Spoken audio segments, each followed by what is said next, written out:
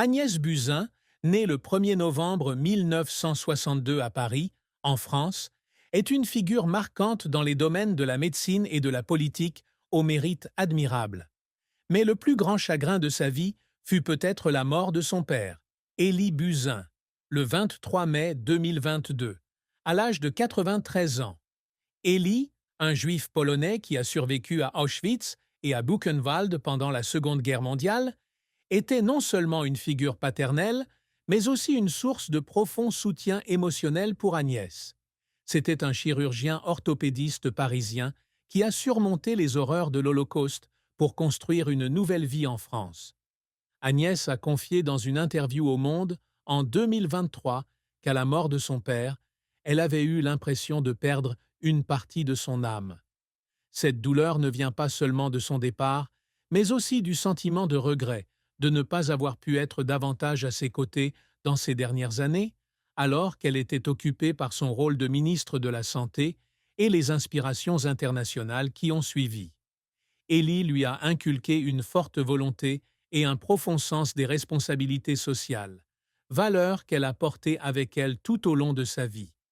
De plus, l'enfance d'Agnès porte également les marques d'une famille marquée par de lourds souvenirs de l'Holocauste.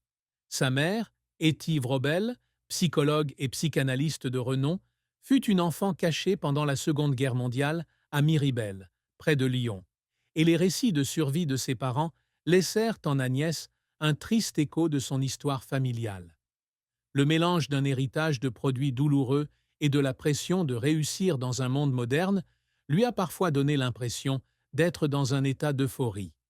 La plus grande tristesse d'Agnès n'est pas due à un seul événement, mais à une série de lourdes pertes et de responsabilités, depuis la mort de son père jusqu'au moment où elle a été confrontée à la défaite politique et aux critiques acerbes de sa gestion de la pandémie de Covid-19 en tant que ministre de la Santé. La carrière d'Agnès Buzyn a été un long voyage fait de hauts et de bas, où elle est passée d'hématologue à femme politique de premier plan, mais non sans revers et moments de larmes. Le plus grand succès d'Agnès a commencé dans le domaine médical, lorsqu'elle est devenue professeure d'hématologie à l'Université Pierre et Marie Curie, Paris 6, et a dirigé l'unité de soins intensifs d'hématologie humaine et galvanisante de grande taille à l'hôpital Necker de 1992 à 2011. Avec plus de 150 articles scientifiques sur les techniques de transplantation et les vaccins gratuits contre la leucémie, elle s'est imposée comme une experte de premier plan dans le domaine de la leucémie. Depuis 2008, elle a occupé de nombreux postes de direction au sein d'organismes médicaux et nucléaires nationaux, notamment celui de présidente du conseil d'administration de l'Institut de radioprotection et de sûreté nucléaire, IRSN, de 2008 à 2013, où elle a fait face à la crise de Fukushima et a rassuré le public sur une centrale nucléaire en France. Son succès a suivi lorsqu'elle a été présidente de l'Institut national du cancer, INSA, de 2011 à 2016, où elle a rédigé et développé le Plan national de lutte contre le cancer 2014 à 2019, un héritage important en matière de santé publique. Le point culminant de la carrière d'Agnès a été sa nomination au poste de ministre des Solidarités et de la Santé dans le gouvernement du Premier ministre Édouard Philippe du 17 mai 2017 au 16 février 2020. Au cours de ce rôle, elle a mené de nombreuses réformes telles que l'augmentation du nombre de vaccins obligatoires pour les enfants de 3 à 5 ans, 11 ans, l'interdiction de la pratique de la bioéthique, l'élargissement du droit de poursuivre la FIV aux femmes LGBT et célibataires, et la direction de la réunion des ministres de la Santé du G7 à Paris en 2019. Cependant, sa carrière politique a été éclipsée par son échec à l'élection municipale de Paris en 2020. Après le retrait de Benjamin Griveaux à cause du scandale, Agnès est choisie comme candidate de La République en marche, LRM, mais elle n'a obtenu que 17,7% des voix, loin derrière Anne Hidalgo. Cet échec, conjugué à sa nomination au poste de ministre de la Santé, juste avant que la pandémie de Covid-19 ne s'installe en France, fait d'elle la cible de critiques. En 2021, elle a été mise en examen par la Cour de la République, CJR, pour atteinte à la vie d'autrui en lien avec la gestion de la pandémie, un choc majeur, même si elle a ensuite été convertie en témoin à charge en 2023. Les moments qui créent Agnès sont ponctués de pression et d'un sentiment d'impuissance. Un jour, alors qu'elle se préparait à assister à sa première conférence de presse sur la Covid-19 en janvier 2020, elle a lu dans son bureau parce qu'elle craignait de ne pas pouvoir convaincre le gouvernement d'agir plus rapidement avant le tsunami qu'elle attendait. Je savais ce qui allait arriver.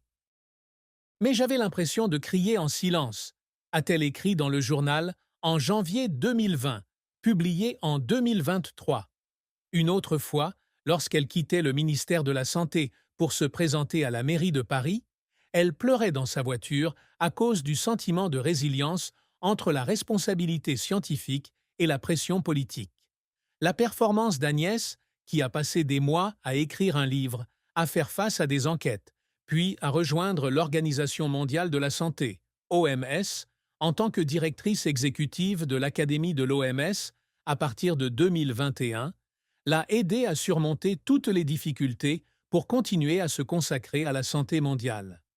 Agnès Buzyn ne souhaitait pas seulement réussir sa carrière, mais aspirait également à recréer un produit intemporel reliant la science, la médecine et les politiques publiques. L'un des axes majeurs visés est le travail d'amélioration de la qualité de la santé publique en France et dans le monde.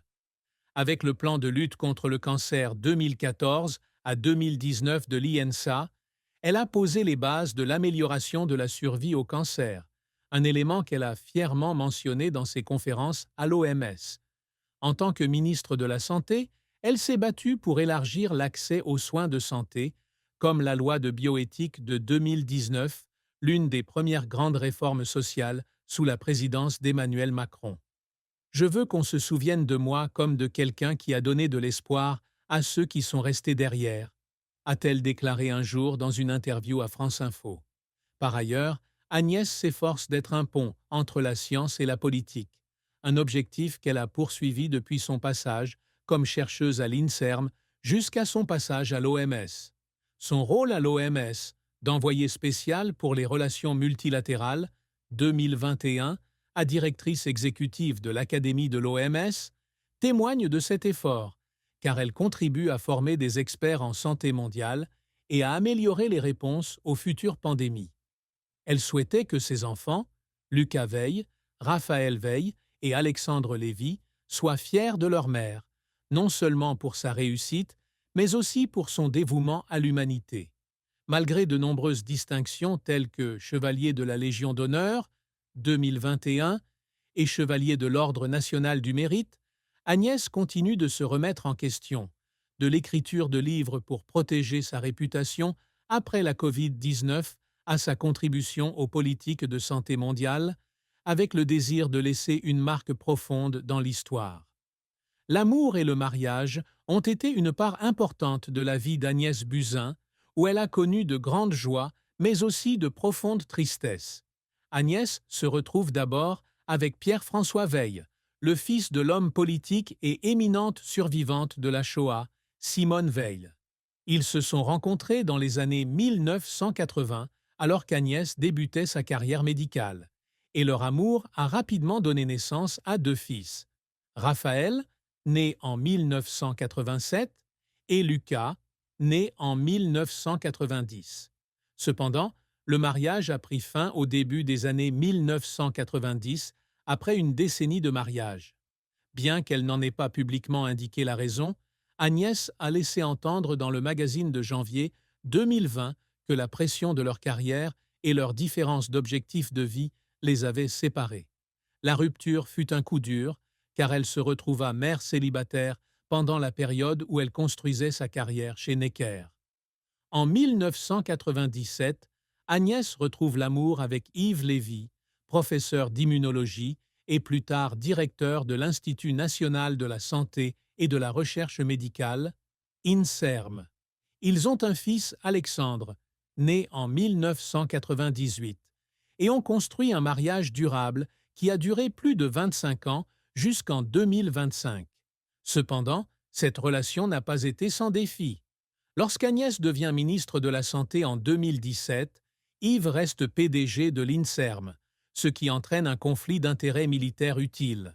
Cela a forcé Yves à se retirer de la course à la réélection de 2018, une décision qui, selon Agnès, l'a fait se sentir coupable d'avoir mis par inadvertance son mari dans une position difficile. Elle a pleuré en discutant de cela avec Yves, comme elle l'a noté dans son journal. « Je ne veux pas que ma carrière le résume. » Les chagrins amoureux d'Agnès ne se manifestent pas dans les grands drames, mais dans des moments calmes, comme lorsqu'elle est confrontée aux souvenirs de Pierre-François à travers ses fils ou au sentiment d'impuissance lorsqu'Yves est critiqué par le public à cause d'elle.